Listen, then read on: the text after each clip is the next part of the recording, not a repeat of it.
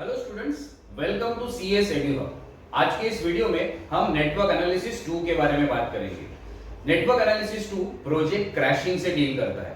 Project crashing मतलब project का duration reduce करना। अगर कोई कंस्ट्रक्शन कंपनी है जिसे एक कंस्ट्रक्शन कॉन्ट्रैक्ट मिला है, अब ये उसके लिए एक प्रोजेक्ट है। अब प्रोजेक्ट हमें जल्दी से जल्दी खत्म करना है क्योंकि क्लाइंट की वो रिक्वायरमेंट है। अगर क्लाइंट प्रोजेक्ट को जल्दी खत्म करना चाहता है तो हमें प्रोजेक्ट में ज्यादा रिसोर्सेस अप्लाई करने होंगे, जिसकी वजह से प्रोजेक्ट की कॉस्ट भी बढ़ जाएगी। तो हमें एक मिडवे फाइंड करना है जहां पर हम प्रोजेक्ट जल्दी भी खत्म कर पाए और मिनिमम कॉस्ट भी हो। तो आज के इस वीडियो में हम प्रोजेक्ट क्रैशिंग के एक एग्जांपल को डिस्कस करेंगे। यहां पर हमारे पास एक प्रोजेक्ट का डिटेल है जहां पर activity and preceding activity is given. उसके साथ साथ हमें दो अलग अलग टाइम ड्यूरेशन पता है। एक है नॉर्मल टाइम ड्यूरेशन, दूसरा है क्रैश टाइम ड्यूरेशन। मतलब ये जो टाइम ड्यूरेशन है ये नॉर्मली आपको लगता है किसी एक्टिविटी को फिनिश करने के लिए, लेकिन अगर आप थोड़े ज्यादा रिसोर्सेस अप्लाई करोगे तो वो एक्टिविटी आप जल्दी भी खत्म कर सकते हो। तो कितना जल्दी? वो 4 दिन में खत्म हो सकता है। तो 6 दिन के बदले आप एक्टिविटी ए को 4 दिन में खत्म कर सकते हो, जिससे आपका प्रोजेक्ट ड्यूरेशन कम हो सकता है, लेकिन उसका इंपैक्ट कॉस्ट पे होगा। जैसे ये है आपका नॉर्मल कॉस्ट, मतलब अगर आप नॉर्मल ड्यूरेशन में एक्टिविटी को खत्म करते हो तो आपको 800 रुपीज कॉस्ट होगा, लेकिन अगर आप उसे 4 दिन में खत्म करते हो तो आपका कॉस्ट 1000 रुपीज हो जाएगा। मतलब 200 रुपीज आपको एक्स्ट्रा कॉस्ट बेयर करना है so that you can finish that activity early. ऐसे ही हर एक्टिविटी का हमें normal time, crash time, normal cost and crash cost is given. उसके साथ साथ हमें एक इंफॉर्मेशन अवेलेबल है जो है indirect cost. Indirect cost is 200 rupees per week. मतलब ये जैसे आपका ड्यूरेशन चेंज होगा वो इनडायरेक्ट कॉस्ट चेंज होगी। ये एक टाइप की वेरिएबल कॉस्ट है जो डिपेंड करती है आपका प्रोजेक्ट ड्यूरेशन क्या होगा। तो चलिए शुरू करते हैं सॉल्यूशन। सॉल्यूशन में सबसे पहले हमें फाइंड करना है कि हम हर एक्टिविटी को कितना जल्दी खत्म कर सकते हैं, मतलब मैक्सिमम क्रैश लिमिट हमें फाइंड करना है। उससे ज्यादा हम ड्यूरेशन को रिड्यूस नहीं कर सकते। तो सबसे पहले हम फाइंड करेंगे maximum crash limit for each activity and then we will calculate cost slope. Cost slope is nothing but extra cost that you pay to reduce the activity by 1 day. अगर मैं एक दिन से एक्टिविटी को reduce करता हूं तो एक दिन के हिसाब से मुझे एक्स्ट्रा कॉस्ट जो पे करनी है वो होगा मेरा कॉस्ट स्लोप। यहां पर फॉर्मूला मैंने लिखा है। अगर हमें मैक्सिमम क्रैश टाइम फाइंड करना है तो वो होगा normal time minus crash time. जैसे 6 माइनस 4, तो आप एक्टिविटी को मैक्सिमम 2 दिन जल्दी खत्म कर सकते हो। सिमिलरली एक्टिविटी बी के लिए 5 माइनस 3, मतलब activity B also can be finish 2 days early. And यहां पर फिर हमें कॉस्ट स्लोप कैलकुलेट करना है। So let's start with the solution. So for activity A, like we discussed, it is 6 minus 4 that is equal to 2। Then for activity B it is 5 minus 3 again 2। Activity C 7 minus 5 that is again 2. Activity D 4 minus 3 that is 1. And activity E 3 minus 2 1. तो मतलब activity D and E को हम ज्यादा से ज्यादा एक दिन जल्दी खत्म कर सकते। ठीक है, अब कैलकुलेट करते हैं कॉस्ट स्लोप। कॉस्ट स्लोप का फॉर्मूला है crash cost minus normal cost divided by normal time minus crash time. ठीक है, आप इसे अगर शॉर्ट फॉर्म में याद रखना चाहते हो तो आप लिखो delta C upon delta T, मतलब change in cost divided by change in time. तो यहां पर हमें कैलकुलेट करना है crash cost minus normal cost. तो दैट इज, एक फर्स्ट एग्जांपल में आपको कैलकुलेट करके बताता हूं। It is 1000 minus 800। ठीक है, crash cost minus normal cost, 1000 minus 800 divided by जो हमने डिफरेंस कैलकुलेट किया, normal cost minus crash cost, normal time minus crash time, so divided by 2, that is equal to, अगर आप एक्टिविटी को reduce करते हो तो 1000 माइनस 800, 200 रुपीज आपका कॉस्ट होता है, डिवाइड बाय 2 करोगे तो आपका आंसर होगा 100। मतलब एक दिन से अगर एक्टिविटी को रिड्यूस करना है तो हमें कॉस्ट होगा 100 रुपीज। तो अब हमने सारे कॉस्ट स्लोप कैलकुलेट कर लिए, 100, 125, 150, 100 एंड 100। तो हमारा एक कैलकुलेशन हो गया। अब नेक्स्ट स्टेप है, हमें नेटवर्क डायग्राम ड्रॉ करना है एंड उसके बाद क्रिटिकल पाथ को आइडेंटिफाई करना है। So let's draw the network diagram. अब आपको नेटवर्क डायग्राम ड्रॉ करने के लिए एक्टिविटी एंड प्रीसीडिंग एक्टिविटी का रिलेशन समझना होगा। सो शुरू करते हैं। एक्टिविटी ए, इसके पहले कोई एक्टिविटी नहीं है, so activity A is the first activity.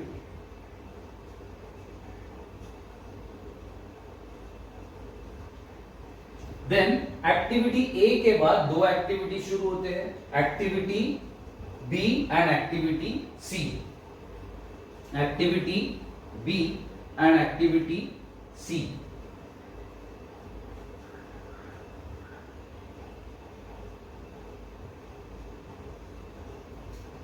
And उसके बाद बी से एक्टिविटी डी जो सी में मर्ज होता है, so this is activity D.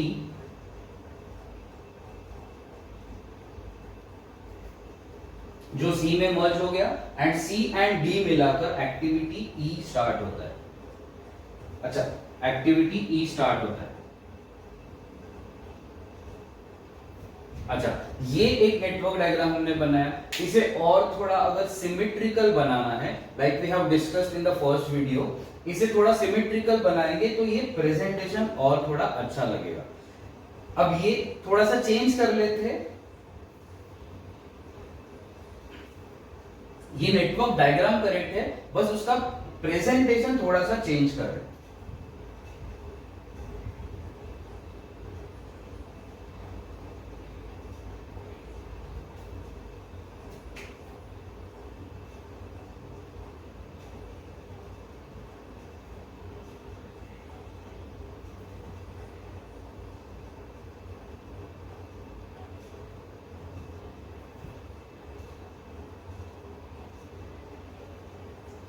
Now you can see ये थोड़ा सा दिखने में थोड़ा सिमेट्रिकल है, प्रेजेंटेशन थोड़ा अच्छा लग रहा है। तो आपने अगर पहले जैसा नेटवर्क डायग्राम बनाया तो वो रॉन्ग नहीं है, उसके भी आपको मार्क्स मिलेंगे, बट ये थोड़ा दिखने में अच्छा लगता है। ठीक है, सो हमने नेटवर्क डायग्राम बना लिया, A B C D and E. ठीक है, अब इवेंट्स को नंबर देने हैं 1 2 3 4 एंड 5। ये नेटवर्क डायग्राम ड्रॉ कैसे करना है, अगर आपको ये समझना है तो आप मेरा नेटवर्क डायग्राम का फर्स्ट वीडियो देख सकते हो, जहां पर हमने how to draw network diagram, उसके सारे रूल्स विद एग्जांपल डिस्कस किए। ठीक है, सो ये हो गया हमारा इवेंट का नंबर। अब हमें एक्टिविटी को ड्यूरेशन भी मेंशन करना है, तो ये कौन सा ड्यूरेशन मेंशन करोगे? आपके पास दो अलग अलग टाइम है, normal time and crash time. ठीक है, सो इस केस में हमें नॉर्मल टाइम को कंसीडर करना है। सो जो नेटवर्क डायग्राम है उसमें हम नॉर्मल टाइम लिखते हैं, which is for A it is 6, then 5, then 7, then 4 and 3। ये हो गया एक्टिविटी का duration. Now using the duration and different paths, हमें क्रिटिकल पाथ को फाइंड करना है। सो क्रिटिकल पाथ के लिए हमें पहले देखना है पॉसिबल पाथ कितने हैं। ठीक है, सो एरो का डायरेक्शन फॉलो करना है, ए बी डी ई ये एक पाथ है, और दूसरा पाथ है ए सी ई। तो हमारे पास दो पॉसिबल पाथ है, तो उसका ड्यूरेशन हम कैलकुलेट करते हैं। ठीक है, सो एक पाथ है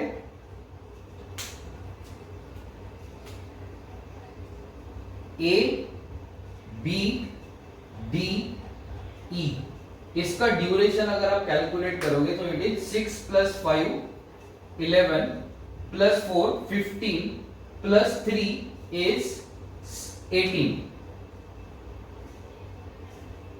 देन पाथ ए सी ई, इसका अगर ड्यूरेशन कैलकुलेट करते हो तो 6 + 7 13 + 3 इज 16, ठीक है।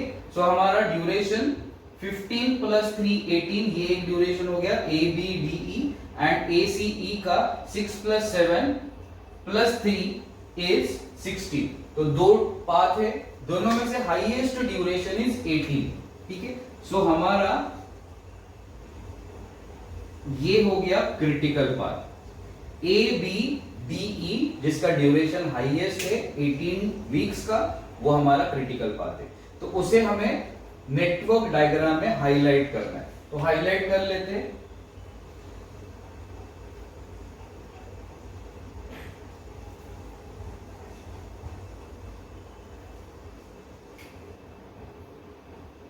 हाईलाइट इसलिए करना है कि जो भी इस नेटवर्क डायग्राम को देखेगा उसे देखते ही समझ में आएगा कि ये सारे क्रिटिकल एक्टिविटीज है that belongs to critical path. Activity C is not a critical activity, ठीक है, बट बाकी सारे critical activities. So let's go to next step. हमने क्रिटिकल पाथ फाइंड कर लिया, अब क्रैशिंग की प्रोसेस को स्टार्ट करते हैं, मतलब एक्टिविटीज को रिड्यूस करना स्टार्ट करते हैं, and simultaneously we will calculate the total cost, ठीक है। सो यहां पर हमने क्रिटिकल पाथ फाइंड किया। अब ये जो टेबल है, हमें आगे का कैलकुलेशन टेबल में प्रिपेयर करना। सो टेबल में आप देखोगे अलग अलग कॉलम से, फर्स्ट है क्रैशिंग का कॉलम, यहां पर हम लिखेंगे कौन सी एक्टिविटी हम कंसीडर करेंगे फॉर क्रैशिंग।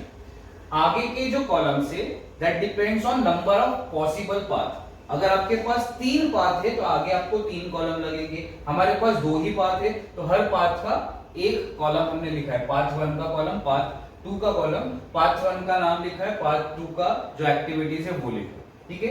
उसके बाद 3 कॉलम्स लगते हैं, एक है डायरेक्ट कॉस्ट का, दूसरा है इनडायरेक्ट कॉस्ट का, and third one is total cost, ठीक है। सो इतने सारे कॉलम्स आपको यूज करने हैं। Now before we start with the actual crashing process, हमें ये समझना जरूरी है कि एग्जिस्टिंग सिचुएशन क्या है। मतलब इस हिसाब से अगर हम नॉर्मल प्रोजेक्ट कंप्लीट करते हैं, नॉर्मल टाइम में प्रोजेक्ट कंप्लीट करते हैं, तो हमारा कॉस्ट कितना होगा सबसे पहले वो कैलकुलेट करते हैं, ठीक है। सो यहां पर हम लिखेंगे फर्स्ट रो में बिफोर क्रैशिंग,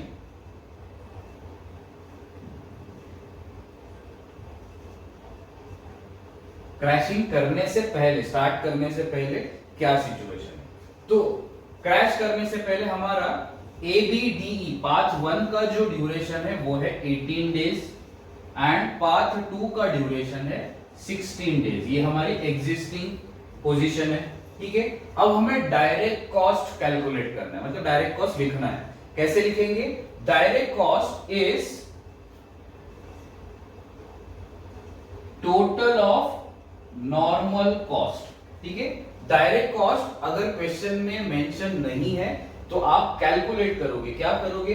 ये नॉर्मल कॉस्ट का टोटल कैलकुलेट करोगे, that will be your total direct cost. So let's calculate 800 plus 600 1400 2400 then 3100 and 500 is 3600। I hope ये कैलकुलेशन आपको समझ में, हमने टोटल करना है, ठीक है। ये सो ये टोटल है 3600, ये है आपका डायरेक्ट कॉस्ट। इनडायरेक्ट कॉस्ट यहां पर क्वेश्चन में मेंशन्ड है, इनडायरेक्ट कॉस्ट इज 200 पर वीक। तो आपका प्रोजेक्ट जितने दिन चलेगा उतना मल्टीप्लाई करना है विद इनडायरेक्ट कॉस्ट। तो आपका प्रोजेक्ट ड्यूरेशन इज 18 डेज, क्योंकि ये आपका क्रिटिकल पार्ट है। 18 डेज तक आपका प्रोजेक्ट चलेगा। तो आप कैलकुलेट कैसे करोगे? 200 into 18 that is equal to 3600।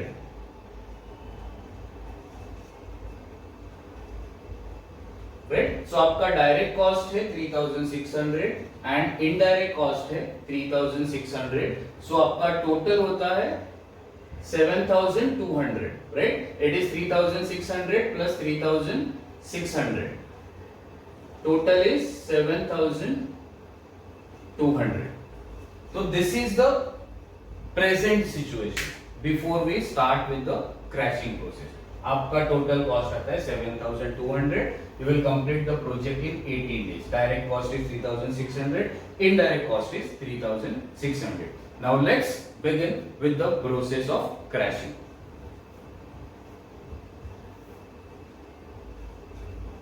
आपके पास दो पाथ है, दोनों में से क्रिटिकल पाथ इज 18. तो हम इसे पहले हाईलाइट कर लेते हैं. मतलब क्या है, हमें सबसे पहले क्रिटिकल पाथ को ही कंसीडर करना है for crashing purpose. Critical path को कंसीडर करना है, दैट मींस इस पाथ में जो एक्टिविटीज है उन एक्टिविटीज में से किसी एक एक्टिविटी से हम स्टार्ट करेंगे. तो हमारे पास क्रिटिकल पाथ में कौन सी एक्टिविटीज है, ए बी डी ई. इन चार एक्टिविटीज में से जो कम कॉस्ट में रिड्यूस कर सकेंगे उस एक्टिविटी को हम कंसीडर करेंगे. ठीक है, सो लेट्स ट्राई. हमने हर एक्टिविटी का कॉस्ट स्लोप कैलकुलेट किया है, मतलब एक दिन से रिड्यूस करने की कॉस्ट. सो हमारे पास ऑप्शन में क्या है, ए बी डी ई. ए की कॉस्ट है 100 रुपीज, बी की है 125. तो ये 125 तो निकल जाएगा क्योंकि 100 इज चीपर देन 125.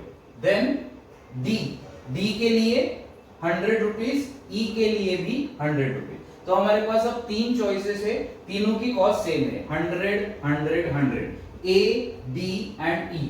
ठीक है, तीनों में से आप किसी एक कॉस्ट को किसी एक एक्टिविटी को कंसीडर कर सकते हो फॉर क्रैशिंग पर्पस. रीजन क्या है, 100 is the lowest cost, right. So ये सबसे कम कॉस्ट है, तीनों की कॉस्ट सेम है, तो तीनों में से किसी एक को कंसीडर कर सकते हो. अब यहां पर अगर आप ए को कंसीडर करते हो तो क्या होगा, एक्टिविटी ए अगर यहां पर है तो एक्टिविटी ए यहां पर भी है, राइट. तो ये दोनों पाथ साइमल्टेनियसली रिड्यूस हो जाएंगे. So let's start with the reduction process, that is crashing process. Let's consider activity A first.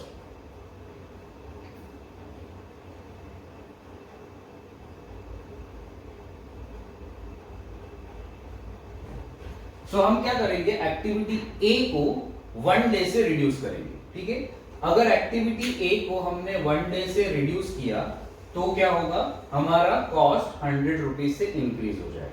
सो वही हमें वहां पर रिफ्लेक्ट करना है. ठीक है, सो एक्टिविटी ए अगर रिड्यूस किया तो आपका 18 का 17 बन जाएगा, क्योंकि एक दिन से आपका प्रोजेक्ट ड्यूरेशन कम हो जाएगा. So it is 17 now. ठीक है, क्योंकि एक दिन से एक्टिविटी रिड्यूस हो गई. अब एक्टिविटी ए यहां पर भी है, पाथ 2 में भी है, तो यहां पर भी आपका 16 का बन जाएगा 15. ठीक है, now direct cost will increase by this amount 100 rupees. तो आप जो पहले 3,600 डायरेक्ट कॉस्ट पे कर रहे थे वो इंक्रीज होगा 100 रुपीज से. सो आपका कॉस्ट होगा 3,700. And now indirect cost is 200 into, अब आपका प्रोजेक्ट ड्यूरेशन पहले 18 था, अब वो बन गया 17. ठीक है, सो 200 मल्टीप्लाई बाय 17 आपका कॉस्ट होगा 3,400, राइट. तो एक जगह पे आपका कॉस्ट 100 रुपीज से इंक्रीज हो गया, दूसरी जगह पे 200 रुपीज से सेव हो गया. तो आपका नेट कॉस्ट 100 रुपीज से सेव हो गया. सो कैलकुलेट करोगे तो 3,700 प्लस 3,400 आपका आंसर होगा 7,100,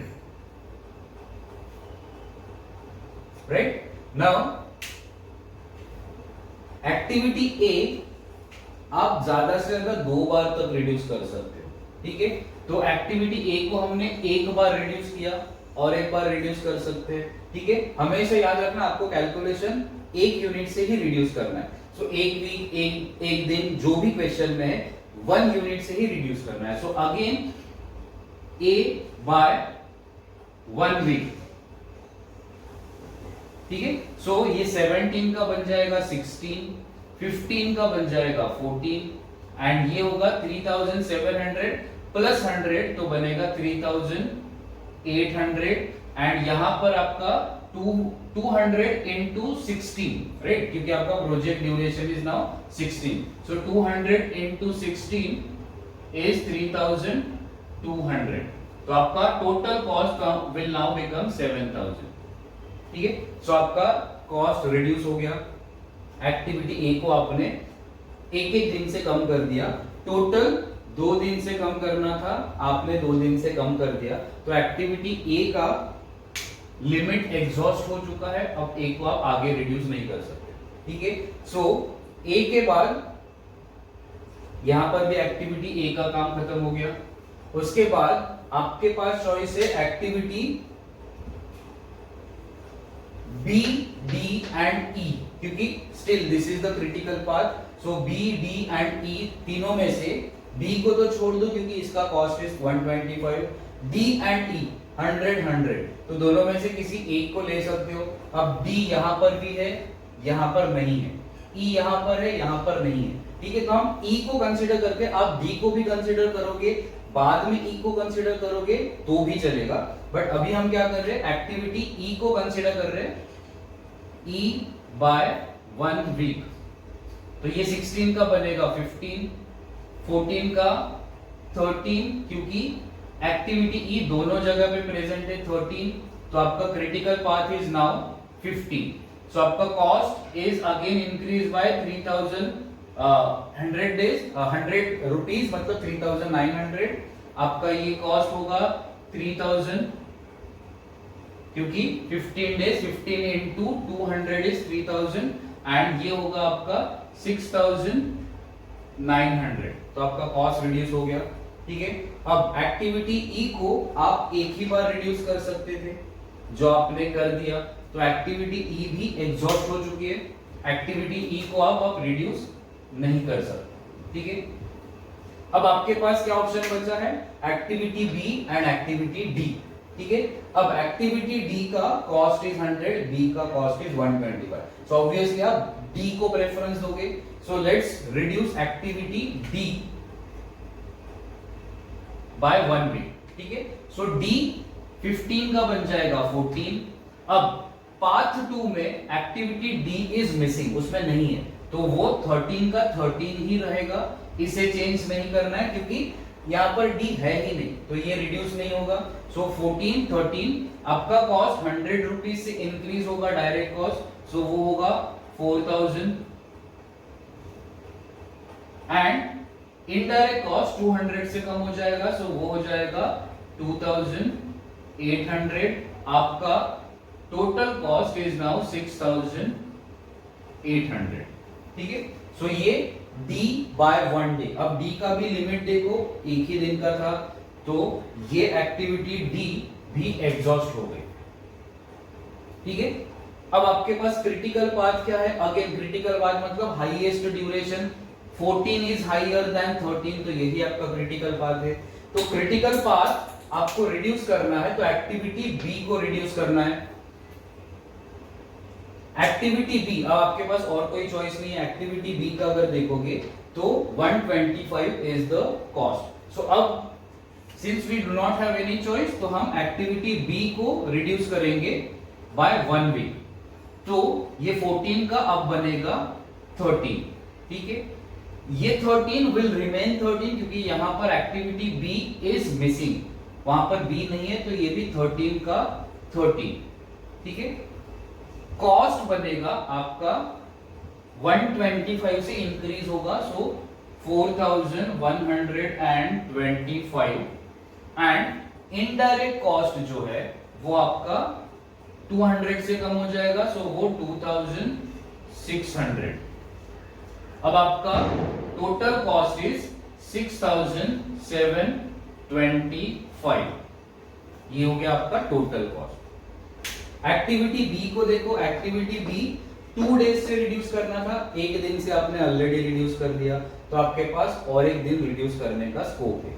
लेकिन उससे पहले एक चीज को ऑब्जर्व कर लो, अब क्रिटिकल पाथ पहले एक ही था आपके पास, हाईएस्ट ड्यूरेशन, अब दोनों का ड्यूरेशन सेम हो गया, मतलब दोनों भी हाईएस्ट ड्यूरेशन है, इसका मतलब ये दोनों भी क्रिटिकल पाथ है। 1330। अब आपके पास दो क्रिटिकल पाथ है, ठीक है। अब अगर आपके पास एक से ज्यादा क्रिटिकल पाथ है तो सारे पाथ को साइमल्टेनियसली रिड्यूस करना चाहिए। अगर आप किसी एक पाथ को रिड्यूस नहीं कर सकते हो तो दूसरे को भी रिड्यूस नहीं करोगे। अगर ये पाथ एग्जॉस्ट हो गया तो इस पाथ को रिड्यूस नहीं करना है, दोनों को भी साइमल्टेनियसली रिड्यूस करना है। इस रूल को याद रखना, ठीक है। तो अब दोनों को रिड्यूस करना है। आपके पास पाथ 1 में एक्टिविटी बी एक बार रिड्यूस करने का स्कोप है एंड पाथ 2 में आपके पास सी के अलावा और कोई चॉइस ही नहीं है, तो आपके पास सी है 125 जिसका क्रैश लिमिट इज 2, ठीक है। सो अब आपके पास क्या चॉइस है, पाथ 1 को भी रिड्यूस करना है, पाथ 2 को भी रिड्यूस करना है साइमल्टेनियसली। तो आप क्या करोगे, पाथ 1 में से बी को सिलेक्ट करोगे।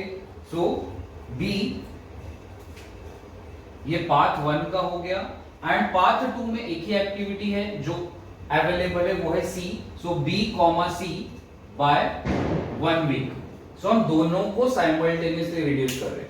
पाथ 1 में से बी को रिड्यूस करेंगे, पाथ 2 में से सी को रिड्यूस करेंगे, ठीक है। सो ये बन जाएगा 13 माइनस 1 12 एंड 13 माइनस 1 12, ठीक है। तो बी एंड सी को हमने रिड्यूस किया। अब बी को रिड्यूस करने का कॉस्ट है 125, सी का रिड्यूस करने का कॉस्ट है 150, मतलब आपका टोटल कॉस्ट 275 रुपीज से इंक्रीज हो गया। सो कैसे कैलकुलेट करोगे, इट इज सिंपल कैलकुलेशन। 4125 जो आपका पहले का कॉस्ट था उसमें आपका 125 ऐड हो गया to reduce the activity B and आपका 150 ऐड हो गया to reduce the activity C, ठीक है। सो आपका टोटल कॉस्ट कितना होगा 4400, राइट। सो आपका टोटल कॉस्ट इज नाउ 4400, जहां पर आपका 275 रुपीज से कॉस्ट इंक्रीज हो रहा है।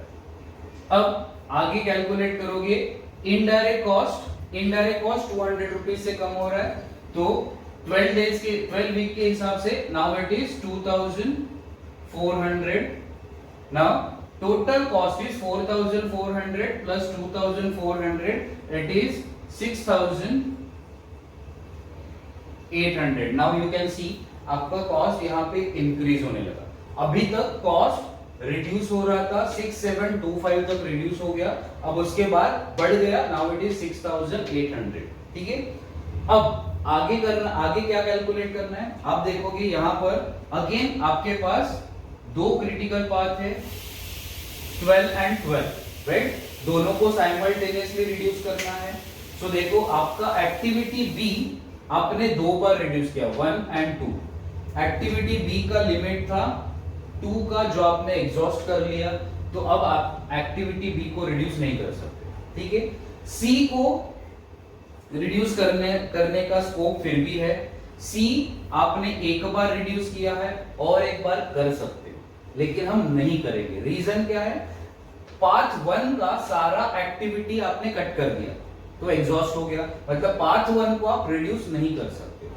तो अब पाथ 2 को रिड्यूस नहीं करोगे, एक को रिड्यूस नहीं कर सकते हो, दूसरे को भी रिड्यूस नहीं करोगे, मतलब आपका सॉल्यूशन यहां पर खत्म हो गया, ठीक है। तो ये कब स्टॉप करना है कैलकुलेशन, जब किसी एक क्रिटिकल पाथ को आप रिड्यूस कर नहीं सकते, ठीक है। सारे एक्टिविटीज एग्जॉस्ट हो गए, अब रिड्यूस नहीं कर सकते, तो इसका मतलब है हमें रुक जाना है, ठीक है। यहां तक आई होप आपको सारा कैलकुलेशन समझ में आ गया, ठीक है। अब हमें आंसर क्या करना है, हमें कुछ चीजें समझनी है। जैसे नॉर्मली जब आप normal activities complete normal time में एक्टिविटीज को कंप्लीट करते थे तो 18 वीक्स का टाइम लगता था एंड आपका कॉस्ट था 7200, ठीक है। ये आपका normal time and normal cost है। बट अगर आप उसे जल्दी खत्म करते हो तो आप उसे कम कॉस्ट में भी खत्म कर सकते हो।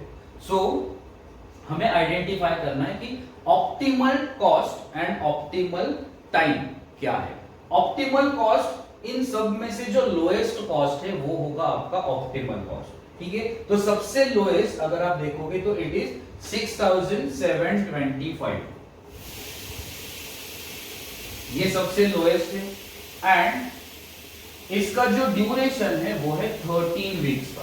मतलब अगर आप 13 वीक्स में प्रोजेक्ट को कंप्लीट करोगे इंस्टेड ऑफ 18 वीक्स, तो आप कम कॉस्ट में प्रोजेक्ट को कंप्लीट कर सकते हो। ठीक है, सो हमें लिखना है ऑप्टिमल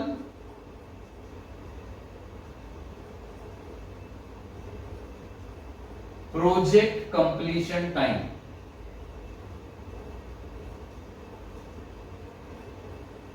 विच इज 13 डेज। कैसे पता चला? 13 वीक्स। ठीक है, कैसे पता चला? It is the time duration of lowest total cost. ठीक है, तो हम लिखेंगे ऑप्टिमल कॉस्ट,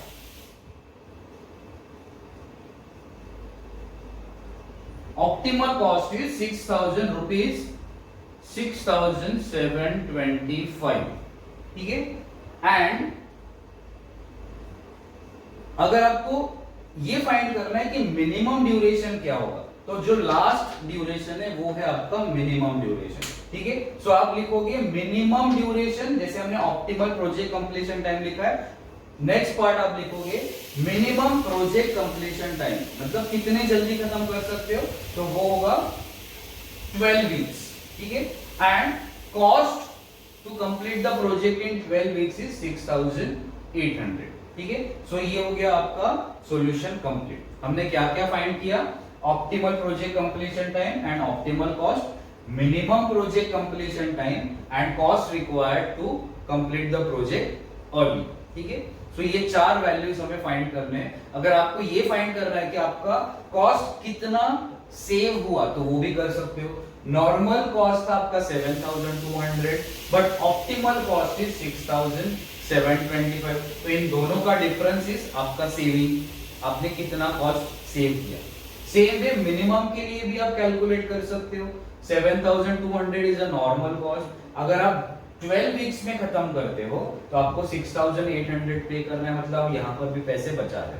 ठीक है, सो वो ये कैलकुलेशन जो आपको पूछा जाएगा आप वैसे कर सकते हो, बट बेसिकली आपको ये तो कैलकुलेट करना है minimum completion time and cost for that, ये भी कैलकुलेट करना है। ठीक है, सो आई होप ये कैलकुलेशन आपको समझ में आया होगा। Process is little lengthy, but आप देखोगे इट इज नॉट डिफिकल्ट। आपको सेम प्रोसेस रिपीट करते जाना है, तो जितना आप प्रैक्टिस करोगे उतना केयरफुली करोगे। ठीक है, कैलकुलेशन थोड़ा सा केयरफुली करना। अगर आपने टोटलिंग में मिस्टेक कर दिया तो फिर आपका फाइनल सॉल्यूशन रॉन्ग हो सकता है। ठीक है, आई होप ये वीडियो आपको अच्छा लगा है। अगर आपको ये वीडियो अच्छा लगा है तो लाइक, शेयर एंड सब्सक्राइब जरूर करना। नेक्स्ट वीडियो में हम बात करेंगे नेटवर्क एनालिसिस 3 का, जहां पर हम प्रोबेबिलिटी फाइंड करेंगे। एक प्रोजेक्ट इतने दिन में कंप्लीट होने का प्रोबेबिलिटी कितना है। अगर क्वेश्चन हमें पूछा जाता है कि 17 डेज में कंप्लीट करना है तो उसका प्रोबेबिलिटी कितना है, 20 डेज में कंप्लीट करना है तो उसका प्रोबेबिलिटी कितना है। सो प्रोबेबिलिटी कैलकुलेशन का ये नेक्स्ट वीडियो होगा जो काफी इंटरेस्टिंग होगा। तो wait for the next video.